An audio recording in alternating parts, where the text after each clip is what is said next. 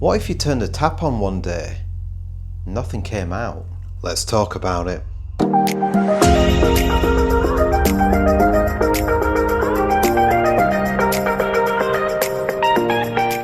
Hi everyone, welcome to The Science Behind with me, Guy. We're back again for another video and I got my colleague Kat with me. Hi Guy. Hi Kat, how are you doing? Not bad, how are you? Yeah, I'm good, thank you. Kat, what do you do for Yorkshire Water? So I'm part of the internal communications team. Excellent. And what are we doing today on The Science Behind? We are going to be learning about saving water and why it is really important. So Kat, why is it important that we all save water? Well, we don't really think about our water usage in that we tend to take it for granted when it comes out of the tap. So if we carry on with our current water usage, in 50 years' time, we just won't have enough to meet our demand.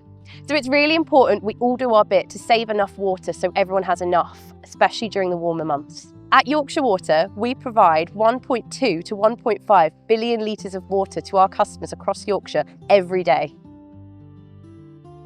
So I'm here at Kilgan Bridge at one of our river abstraction sites in this absolutely beautiful setting. And Bethan, nice to meet you. Can you tell me a bit about what you do at Yorkshire Water? So I'm a hydrogeologist in the groundwater team and in water resources.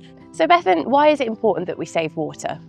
So it's really important that we look to save water because all the water we take to supply our customers comes from the natural environment, and it's really important that we look to respect and protect that and not take more than we absolutely need to. There's also lots of energy needed for us to supply water, so the treatment processes that we use to clean water to make sure it's safe for drinking, that uses a lot of energy, and to transport water from A to B, so from our water sources to our customers. If you're interested in finding more out about water treatment, there is a previous episode of The Science Behind on that. So how and why do we collect water from other sources? We have reservoirs, we have groundwater abstractions, and we have river abstractions like where we are now. Having different sources of water that we can use gives us more resilience to our supply network. So what happens to rivers and streams when you abstract from them, and how do you make sure it doesn't harm the environment? All our abstractions are governed by abstraction licences, which are issued by the Environment Agency, and those make sure that we don't cause harm to the environment by not taking more than we're permitted to. So for example, when river levels are higher, that means we can take more water out of the rivers. We have teams at Yorkshire Water who are responsible for managing our abstraction licences, making sure we're compliant with the amount of water we're taking and the environmental aspects of those licences too. So if we carry on as we are, what will happen to our water resources?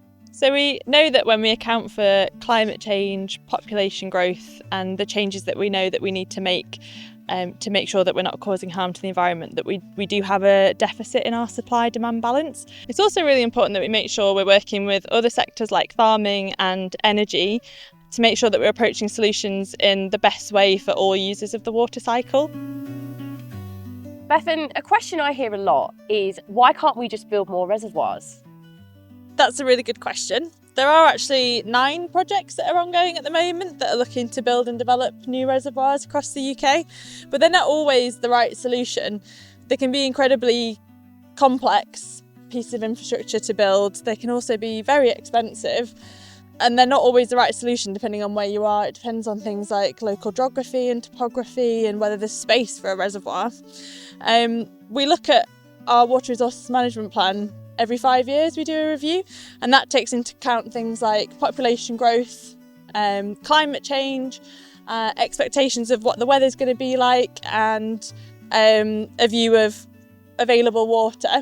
And off the back of that, we then look at all options, and that includes new reservoirs, but it also includes things like new abstractions, new groundwater sources, consideration of water reuse options, new pipeline transfer so we can move water around our region better. So it might not be that options for reservoirs are the best options when considered in the round of everything else available to us. How has water usage changed in the last 50 to 60 years?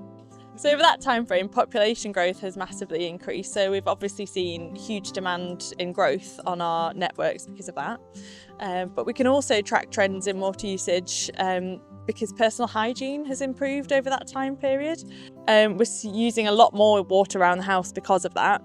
We can also track trends in water usage pre and post COVID. So people's changing working patterns, working at home a lot more, has seen a lot more household consumption. Well, thanks, Stefan. It's been amazing learning from you. No problem, it's been great chatting to you about water resources. Where are you going to next? I'm off to Lyton Reservoir to meet Tom, who's going to tell me all about how reservoirs have a part to play. Tom, can you tell me a bit more about what you do for Yorkshire Water? Absolutely, Kat, yeah. I'm a resource engineer for Yorkshire Water and I look after the raw water transmission mains, the raw water pumping stations and the raw water reservoirs. So Tom, why do we check reservoirs? Well, I'll tell you what, Kat, let's go and have a walk and I'll show you. Sounds good. So the levels are checked weekly at the start of every week, and that information is then put into the water resources allocation plan. And this gives us an accurate figure of raw water stocks right across Yorkshire. So can you tell me how you check reservoir levels? It's fairly straightforward really, Kat. The level is checked from the top water level down, which basically gives us an accurate figure. So Tom, I've noticed the reservoir looks quite low. Why are some like that and some are higher? Some reservoirs have a much larger catchment than others, so therefore they are getting a lot more rainfall coming into them.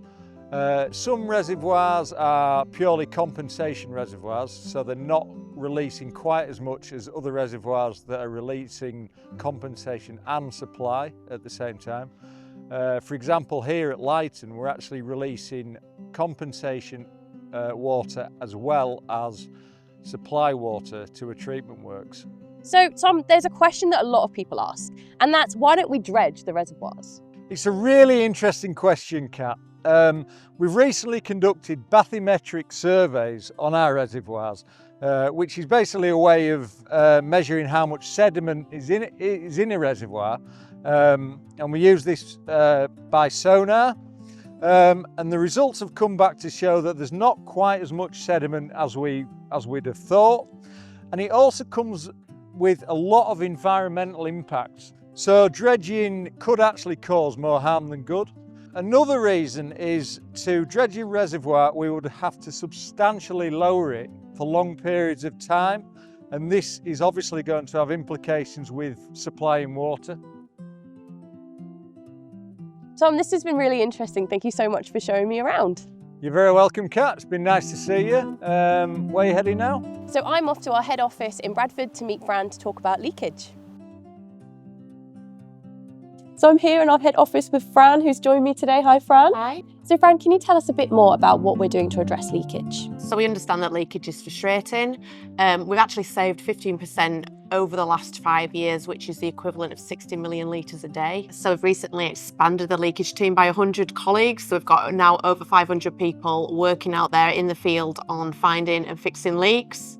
And those extra colleagues are helping us save an extra 10 million litres a day. So Fran, how much of water demand is actually leakage? So currently leaks from our network and bursts make up for 17.5% of all demand. This is from Yorkshire Water owned mains and also private customer side owned mains. So one of the ways we're trying to address this is we're doing a smart meter rollout. So this has started in Sheffield. So a lot of our customers in South Yorkshire will have already had their smart meter fitted.